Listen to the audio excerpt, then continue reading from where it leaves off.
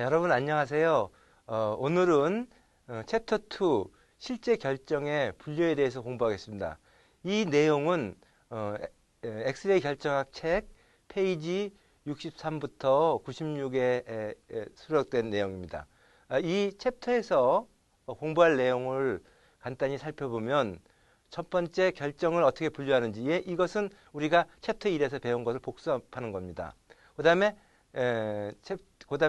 나올 게 결정에 존재하는 대칭을 어떻게 실험적으로 측정하는지에 대해서 여러분들한테 가르쳐 드릴 겁니다. 그 다음에 3, 4, 5, 6, 7에서는 실제 우리 실생활에서 접하는 많은 재료들의 공간군에 대한 것들에 대해서 공부하는데, 예를 들면 IM 삼바M은 BCC고 FM 삼바M은 뭐 FCC, 이런 것들에 대해서 여러분들이 다시 한번 같이 공부할 겁니다. 그 다음에 8과 9에서는 뭘 배울 거냐면 공간군에서 존재하는 정군에 대해서 배울 거고, 그 다음에 모든 결정에는 결함이 있거든요. 그 결함이 어떻게 대칭에 영향을 미치는지 그에 대해서 공부하도록 하겠습니다. 자, 우선 그럼 복습을 한번 해보죠. 전번 시간에 공부했던 여러분들 결정을 분류하는 법의 가장 기본적인 게 결정계였죠. 이 결정계라는 게 뭐냐면 결정계는 7개가 있다고 그랬습니다. 이 7개는 그러니까 결정계는 격자죠. 그렇죠. 그러니까 결정은 격자고 격자는 격자점으로 되는데, 그 결정계가 결국은 A1, A2, A3 즉 레티스 파라미터와 사이각 알파, 베타, 감마로 7개로 결정을 분류합니다. 그런데 이것의 실제적인 길이를 재는 게 아니라 상대적인 길이를 비교하고 사이각을 상대적으로 우리가 비교하는 건데, 어떻게 비교하냐면 이것들이 같은지 다른지 또는 어떻게 다른지에 대해서 비교를 해서 우리가 결정계를 만들었죠. 딱 2가지의 예만 여러분들한테 보여드리겠습니다. 여러분들 트리클리닉 생각나시죠? 이 트리클리닉은 A1, A2, A3가 같지 않고 알파, 베타, 감마가 같지 않은, 그러니까 가장 대칭이 없는 상태죠. 이에 반해서 여러분들 큐빅 결정이라는 것은 여러분들 알파, 베타, A1, A2, A3가 다 같고 알파, 베타, 감마가 다 같으면서 또 90도인 경우, 이게 큐빅입니다. 이런 식으로 해서 우리가 트리클리닉, 큐빅, 모노클리닉, 헥사고날, 그 다음에 트리고날, 그 다음에 오소롬빅, 뭐 이런 테트라고날 해서 모두 7개의 우리가 결정계로 모든 결정을 분류할 수 있었습니다. 자, 그 다음에 물론 결정계는 격자지만 이 결정계에다가 우리가 베이스나 바디나 페이스, 그러니까 결정계의 베이스나 바디나 페이스에 격자점을 추가해 가지고 새로운 결자를 만들었죠. 그래서 보면 트리클리닉에서는 우리가 프리머티브 셀만 존재하는 데 반해서 오소롬빅에서는 다음과 같이 프리머티브 셀, 그 다음에 바디 센터드 셀, 페이스 센터드 셀, 그 다음에 베이스 센터드 셀, 이렇게 해가지고 여러 개 만들어서 전부 여기 보면 하나, 둘, 셋, 넷, 다섯, 여섯, 일곱, 여덟, 아홉, 열, 열하나, 그래서 14개의 브레바이스 레티스를 만들었습니다. 즉 모든 지구상에 있는 천체에 있는 모든 결정들은 다 이와 같이 14개의 결정계 내에 들어가는 거죠. 자, 그 다음에 우리가 결정이 격자라는데 격자는 격자점으로 되어 있죠. 그 격자점에 존재하는 점대칭 조작을 우리가 분류를 한 겁니다. 그래서 분류하는 방법은 점대칭 조작으로 분류한 거죠. 점대칭 조작에는 우리가 배운 게 1, 이거는 아이덴티티입니다. 존재한다는 거. 그 다음에 회전, 2회전, 3회전, 4회전, 6회전, 뭐 이런 것들 있죠. 그 다음에 거울, 그 다음에 반전, 그 다음에 반전, 회전, 이런 것들로 우리가 그룹핑을 해가지고 모든 결정은 32개의 정군으로서 우리가 하는 것을 배웠습니다. 자, 다음에 맨 마지막에 결정을 최종적으로 우리가 분류하는 방법을 배웠는데 그것이 뭐냐면 우리의 공간군입니다. 공간군은 모두 230개가 있는데 이 공간군은 여러분들 격자점의 대칭성이 뭐였죠? 이게 정군이죠, 정군. 정군과 브레바이스 레티스를 다 합치고 또 거기다가 격자점에서 벗어나는 대칭. 그러니까 그게 뭐냐면 스크류 엑시스나 그라이드 플레인까지 포함해가지고 결정들을 다 분리해 보니까 모두 230개의 결정 공간군을 만들 수가 있었어요. 그래서 모든 공간군을 배웠는데 그 중에서 오늘 여러분들 실제 결정에 한 6개나 7개의 공간군에 대해서 같이 공부를 해보도록 하겠습니다. 자, 그다음 결정에 대칭이 존재해요. 그러면 얘를 어떻게 우리가 대칭이 있는지를 눈으로 결정이 워낙 작기 때문에 눈으로 볼 수가 없으니까 어떻게 우리가 대칭 요소를 찾아내냐 하면 다양한 방법을 사용합니다. 그러니까 결정에 존재하는 대칭을 그러니까 장비를 사용해서 해야 되는데 가장 기본적인 게 뭐냐면 여러분들 이 직접 관찰하는 겁니다. 그러니까 우리가 한 10만 배, 100만 배점 원자 배열을 확대를 하면 우리가 그 툴이 뭐냐면 TM인데 TM을 통해서 한 1000만 배, 100만 배 정도 확대를 하면 우리가 레티스가 보입니다. 그 레티스를 보는 걸 우리가 레티스 이미지라고 그러거든요. 그래서 우리가 레티스 이미지를 통해서 원자의 배열을 직접 관찰하면서 그러면 여기에 이게 어떻게 얘들이 배열되는지 볼 수 있습니다. 그런데 종래에는 주로 그렇지만 어떤 걸 이용했냐면 우리가 처음 배우는 거죠. 디프렉션 패턴을 이용합니다. 이걸 우리가 한국말로 회절상이라고 부릅니다. 디프렉션이 회절이고 패턴이 상이 되는 거죠. 이 회절상을 만들어서 우리가 그 회절상에 나타나는 시메트리가 어떻게 되는지를 우리가 보는 겁니다. 그래서 가장 기본적인 게 우리 엑스레이 책에서 배우는 엑스레이 디프렉터 메타를 이용해서 엑스레이 디프렉션 패턴을 만듭니다. 그러니까 엑스레이를 이용해서 회절상을 만드는 거를 우리가 엑스레이 디프렉션 패턴이라고 합니다. 그 다음에 투과전자 현명을 이용해서 우리가 일렉트론 디프렉션 패턴을 합니다. 그러니까 전자빔 회절상을 만드는 거죠. 여기에는 스파트 패턴이나 기쿠지 패턴이 있는데 나중에 여러분들이 이 7장인가 8장에서 다 배울 겁니다. 그 다음에 이제 요즘은 주사전자 현미경에서 이 회절상을 만드는데 어떤 회절상을 만드냐면 일렉트론 백스캐터드 디프렉션 패턴. 그러니까 얘는 뭐냐면 후방 산란 전자를 이용한 디프렉션 패턴을 만들어서 우리가 어떤 그 대칭성이 존재하는지를 우리가 공부하게 됩니다. 자, 그러면 우리가 실제로 존재하는 회절상을 한번 구경 보도록 하죠. 여러분들 먼저 얘는 결정에 존재하는 우리가 그 대칭 요소를 실험적으로 측정하는 방법에서 가장 기본적인 게 우리가 직접 관찰을 하는 겁니다. 그러니까 원자 배열을 TM을 이용해서 이건 TM입니다. 그러니까 투과전자혐을 이용해서 우리가 직접 관찰해서 이렇게 했는데 지금 여러분들 보면 원자가 알갱이 다 보이죠. 사실은 얘를 원자 하나하나를 본 게 아니라 원자가 쭉 여러분들 이 화면 뒤로 쭉 배열되어 있는 걸 여러분들 사실은 쭉 서 있는 거를 보는 겁니다. 그러니까 원자 하나하나가 아니라 원자가 요 밑으로 쭉 서 있었기 때문에 이런 이미지를 만드는 거죠. 이렇게 만드는, 그러니까 원자가 보이게 만드는 방법을 우리가 레티스 이미지라고 부릅니다. 레티스가 보이잖아요.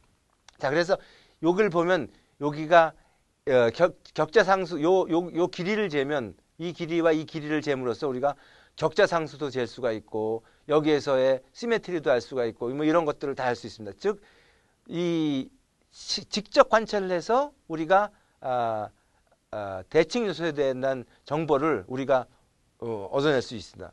그런데 문제는 이 TM 관찰이라는 게 항상 2차원적인 이미지입니다. 그 무슨 뜻이냐? 평면적인 이미지예요. 그래서 실제적으로 입체적인 결정에 있는 정보를 제거하는 데는 한계가 있을 수밖에 없겠네. 이건 한계가 있네. 그러니까 직접 관찰하는 게 보는 게 믿는 거지만 얘는 어차피 2차원적으로밖에 볼 수가 없는 그런 또 단점이 있다는 걸 볼 수가 있습니다.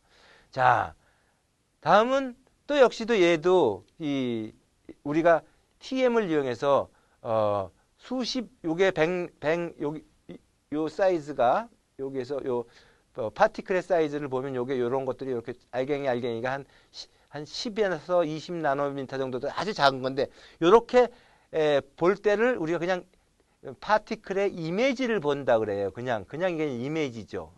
이미지를 관찰한 거고 얘를 좀 더 확대해서 보면 여기에 결정면들을 볼 수가 있네요. 예를 들면 이 경우에는 110면을 볼 수가 있고 요런 또 다른 110면이 볼 수가 있으니까 우리가 면 간 거리도 잴 수 있고 어떠한 그 시메트리가 존재하는지 그리고 어떤 얘들이 원자들이 놓여 있는지를 알 수가 있는 거죠. 그러니까 이런 것들을 이용해서 직접적인 관찰들도 할 수 있습니다. 그러니까 TEM을 이용해서 레티스 이미징을 하면 우리는 실제로 레티스가 어떻게 생기는지 볼 수 있다. 하지만 불행히도 입체적은 아니다. 라는 그런 단점이 있는 걸 알 수가 있습니다.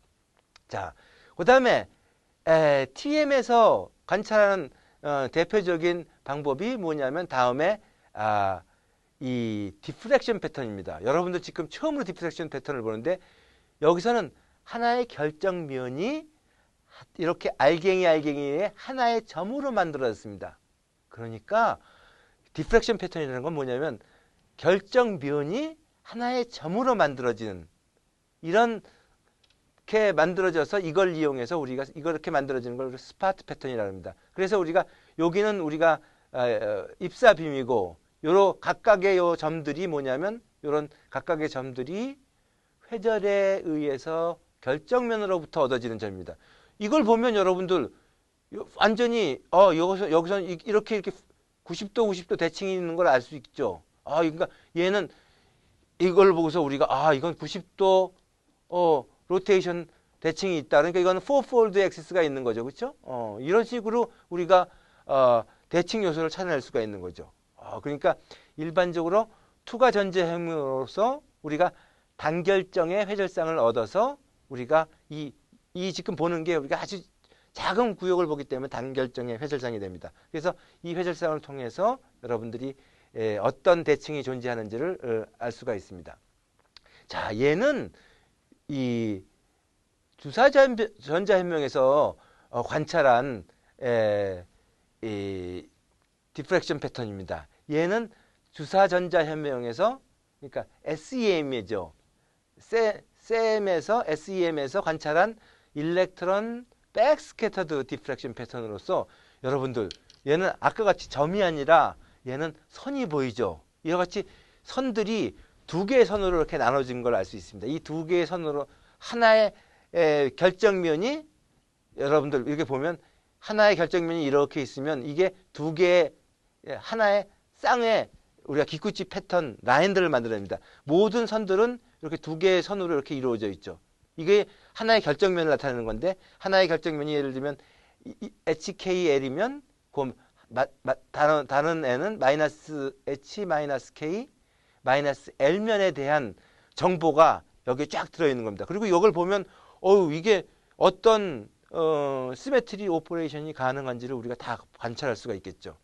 사실은 이 일렉트론 백스캐터드 디프렉션 패턴은 우리가 오리엔테이션을 관찰하는 데 주로 사용하는데 TM에서는 이런 기쿠치 패턴을 이용해서 우리가 그 결정에 존재하는 3차원적인 그 시메트리까지 우리가 파악을 할 수가 있습니다.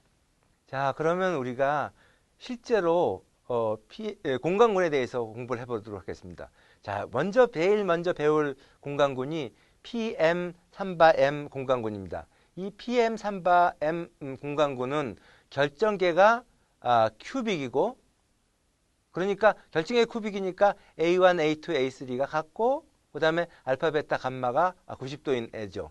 그 다음에 얘의 이 PM3M의 브레바이스 레티스는 심플 큐빅입니다. 그러니까 이것이 모서리에만 격자점이 존재합니다.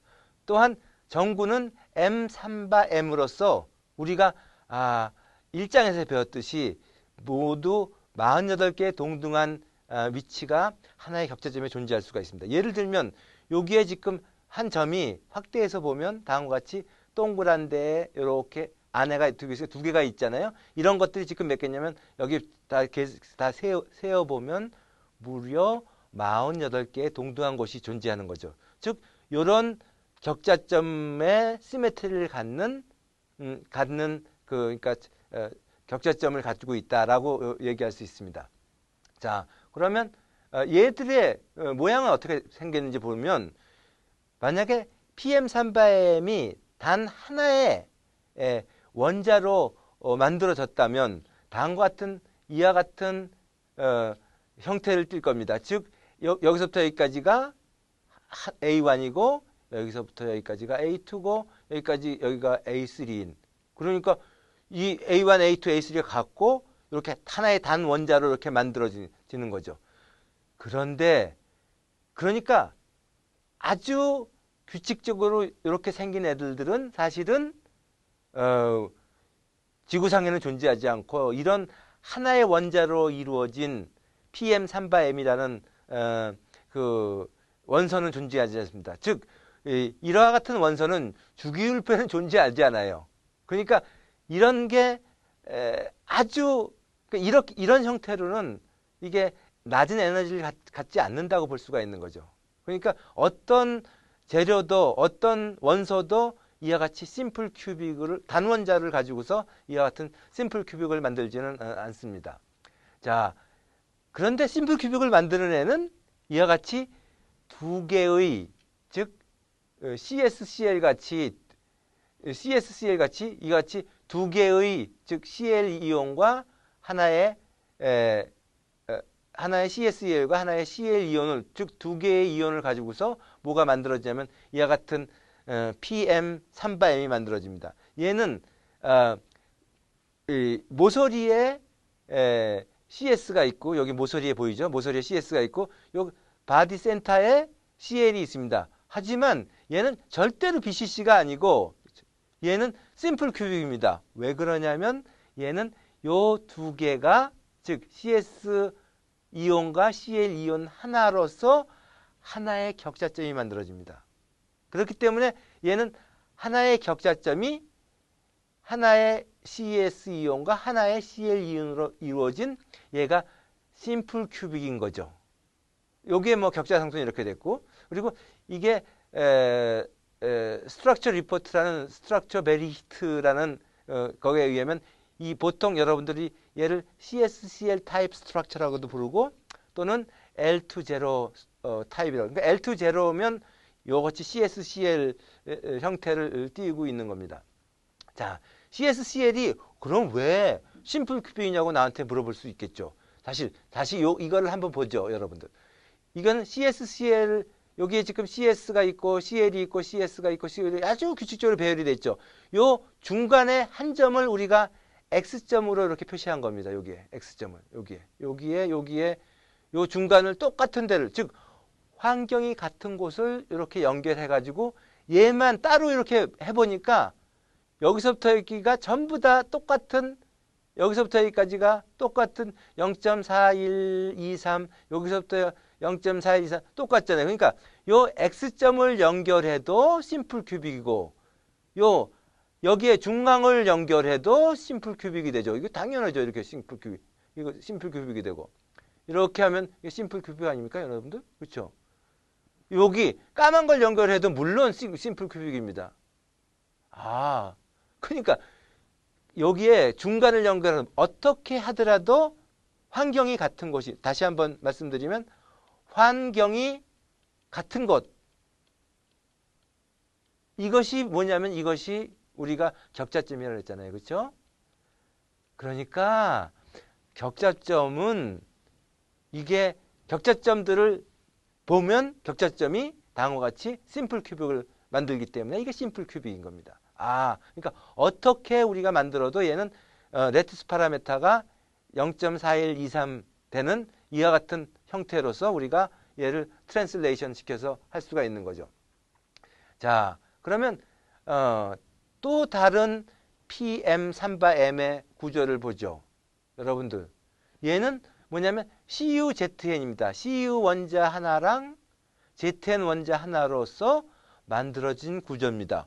물론 잘 모르는 사람들은 여기에 모서리에 CU가 있고 여기에 바디 센터에 ZN이 있으니까 이거 BCC 아니야? 천만에 아닙니다. 얘도 하나의 CU 원자와 하나의 징크 원자로 만들어진 얘도 똑같은 L20 스트럭처를 갖는 다 똑같은 PM3M 구조입니다. 우리가 이 PM3M 구조에 대한 CuZn의 자세한 정보가 어디 있냐면 여러분들 이와 같은 핸드북에 나와 있는데 우리가 피어슨스 핸드북을 보면 다음과 같이 페이지 3027페이지 그러니까 이게 굉장히 두꺼운 책인 걸 알 수 있죠. 거기에 보면 CuZn에 대한 정보가 쭉 나와 있습니다. 얘는 그러니까 인터메탈릭 페이스의 크리스탈로그래픽 데이터를 묶어놓은 핸드북이죠. 그러면 얘의 먼저 레티스 파라미터가 0.2959가 나오고 스트럭처 타입은 아까 우리 봤죠?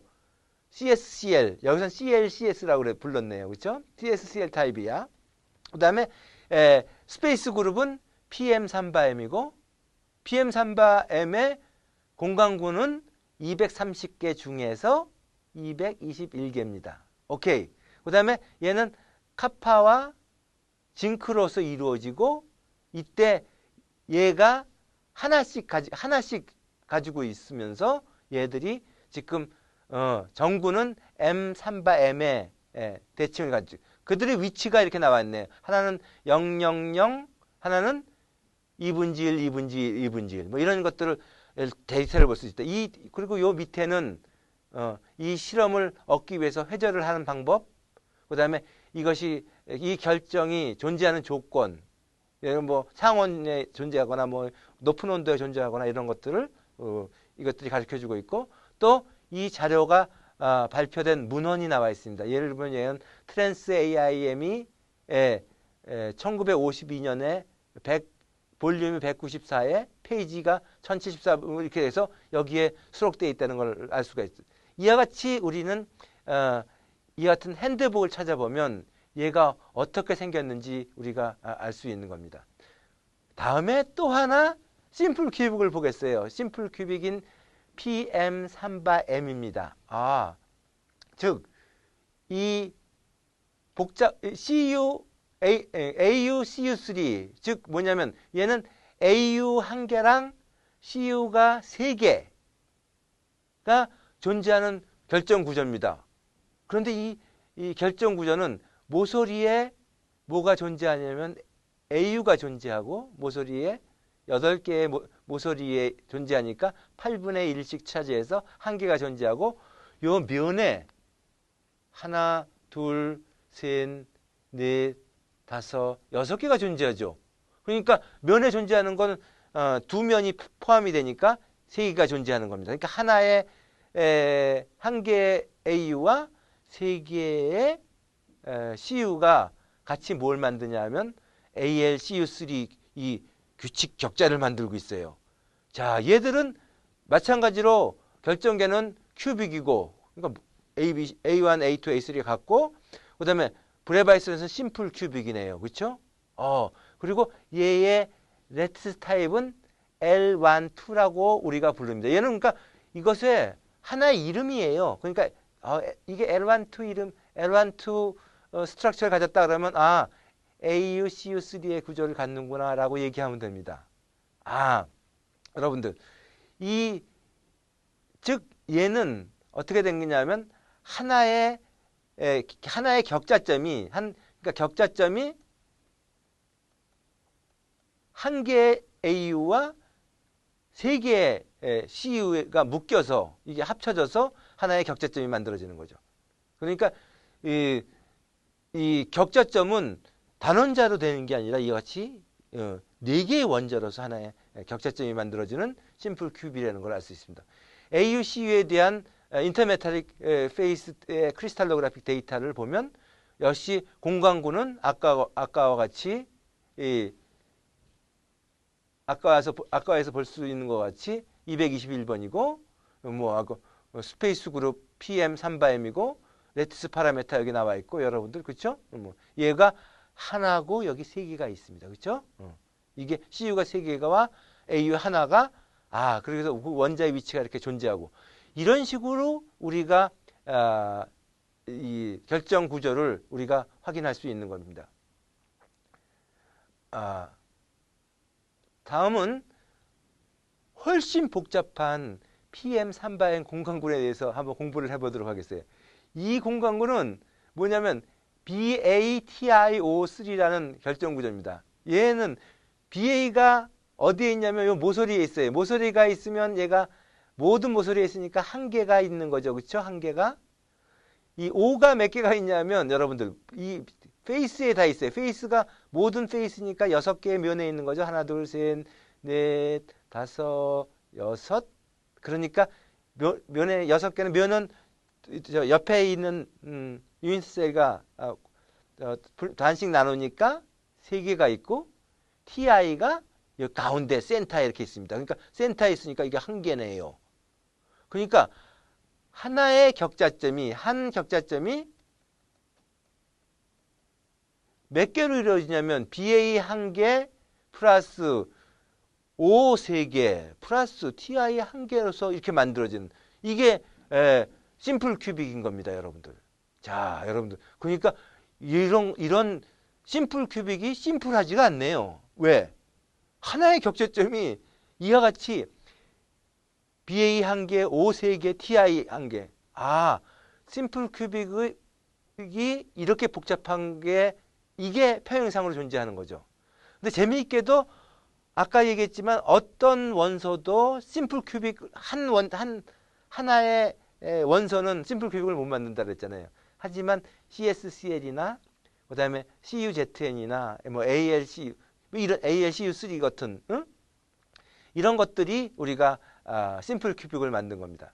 자, 심플 큐빅을 우리가 이 인터내셔널 테이블에서 보면 이 인터내셔널 테이블 포 크리스탈로그래피는 우리가 이 다양한 그 결정 자료에 대한 정보를 가지고 있거든요. 그러니까 이 테이블을 보면 이렇게 두꺼운 책이지만 얘를 보면 여러분들이 그 책에 이런 것들이 쭉 실려져 있습니다. 우리가 PM3바엠이 아까 여기서 보듯이 PM3바엠이 맨 앞에 타이틀이 있고 이게 몇 번째냐면 넘버 221번째. 그러니까 320번개가 있는 것 중에서 221개고 요거는 쇼네플리즈의 노테이션입니다. 그러니까 옛날에는 얘를 OH1 이렇게 불렀어요. 정구는 우리가 M3바엠 알고 이런 결정계가 있죠. 그러니까 이 헤딩에 그러니까 이 테이블에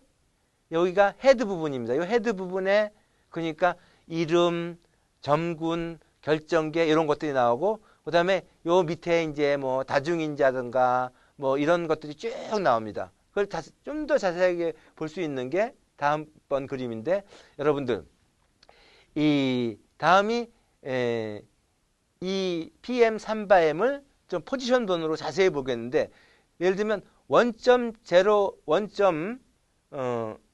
여기 원점이 여기가 000인데 여기 0에서는 우리가 M3바M이라는 대칭이 존재합니다. 그러니까 00점에 M3바M이라는 게 존재하고 나머지 애들에서는 그 대칭성이 줄어들는데 예를 들면 이 X, Y, G는 이게 동등한 게 몇 개가 있냐면 48개가 있는데 예를 들면 0.33, 0.33 또는 뭐 0. 이거 33이 하면 안 되겠네요. 같은 거니까. 이게 아니고 0. 예를 들면 22, 0. 11 이런 것들을 보면 이런 포지션은 몇 개가 존재하냐면 동등한 곳이 48개가 존재한다. 그러니까 이게 같은 거는 X, Y, G가 이게 같은 거는 그 숫자가 24개로 줄어들죠. 그렇죠? 이건 뭐냐면 아까 얘기했듯이 0.33, 0.33, 뭐 0.11 하면 이거 같은 게 두 개 있을 때는 이와 같은 동등한 곳이 24군데가 존재하고 이와 같이 이런 포지션을 갖는 것들, 우리가 임의의 포지션을 서로 같지 않은 포지션을 가질 때는 얘는 무려 48개의 동등한 곳이 존재하는 거죠. 뭐라고요? 동등한 위치가 존재한다.